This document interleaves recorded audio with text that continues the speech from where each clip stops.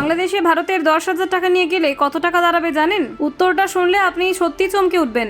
বাংলাদেশ এখন অগ্নিগর্ভ। ছাত্রনেতা ওসমান হাদির মৃত্যুর পর নেমে এসেছে অশান্তির ঢেউ। নতুন নোটে আর নেই মুজিবুর রহমান, পরিবর্তিত নকশায় রয়েছে ঐতিহ্য এবং পর্যটন কেন্দ্র। বাংলাদেশের অর্থনীতি অস্থির, রাজনৈতিক উত্তাপের মাঝে টাকার নতুন নকশা। 2025 সালে বাংলাদেশি মুদ্রা রাজনীতি থেকে মুক্ত। নোটে এবার প্রাকৃতিক দৃশ্য এবং মন্দির। ভারতীয় রুপির তুলনায় টাকার শক্তিশালী মান, বিদেশি লেনদেনে পড়বে প্রভাব। সরকারিভাবে 1, 2, 5 টাকার নোট এখনো বিশেষ বড় নোট ইস্যু করছে বাংলাদেশ ব্যাংক। দেখুন, বাংলাদেশ বর্তমানে রাজনৈতিক ও সামাজিক অস্থিরতার মধ্য দিয়ে যাচ্ছে। ছোট এই দেশটি, যা প্রায় সবসময় শান্তিপ্রিয় দেশ হিসেবে পরিচিত ছিল, সম্প্রতি একাধিক অশান্তির ঘটনা দেখেছে। ছাত্রনেতা ওসমান হাদির মৃত্যুর পর থেকে বিভিন্ন এলাকা থেকে প্রতিবাদের খবর এবং সংঘর্ষের খবর পাওয়া যাচ্ছে।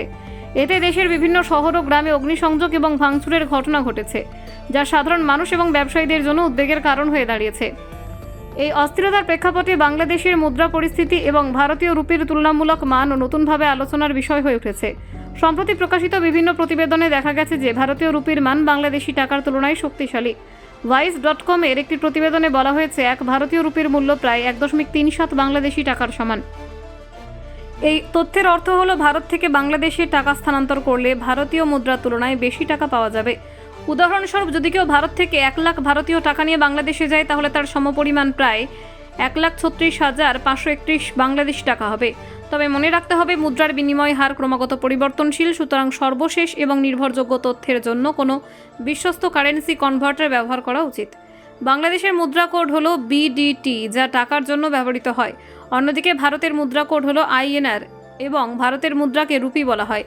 টাকার ব্যবহার বাংলাদেশে দৈনন্দিন অর্থনৈতিক লেনদেনে অপরিহার্য। বাংলাদেশে সরকারি মুদ্রা ব্যবস্থার দায়িত্ব পালন করে বাংলাদেশ ব্যাংক। দেশের সমস্ত 10 টাকা এবং তার উপরে মূল্যের নোট ইস্যু করার ক্ষমতাই ব্যাংকের হাতে।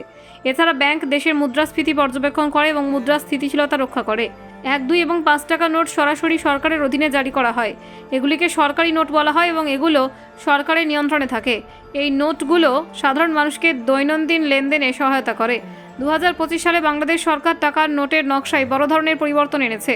নতুন নোটে দেশের প্রাক্তন নেতা শেখ মুজিবুর রহমানের ছবি আর থাকবে না। পরিবর্তে নোটগুলিতে দেশের পর্যটন কেন্দ্র, প্রাকৃতিক দৃশ্য, ঐতিহাসিক ভবন এবং হিন্দু বৌদ্ধ মন্দিরের ছবি অন্তর্ভুক্ত করা হয়েছে।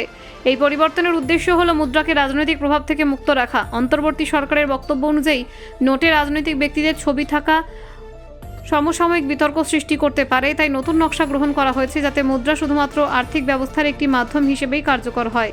মুদ্রার এই পরিবর্তন দেশীয় এবং আন্তর্জাতিক পর্যায়ে বিশেষভাবে গুরুত্ব পাচ্ছে। বিশেষজ্ঞরা মনে করছেন, এটি একটি শান্তিপূর্ণ এবং নিরপেক্ষ অর্থনৈতিক পরিবেশ তৈরি করতে সহায়ক হবে। Bureau report, Bangla digital TV.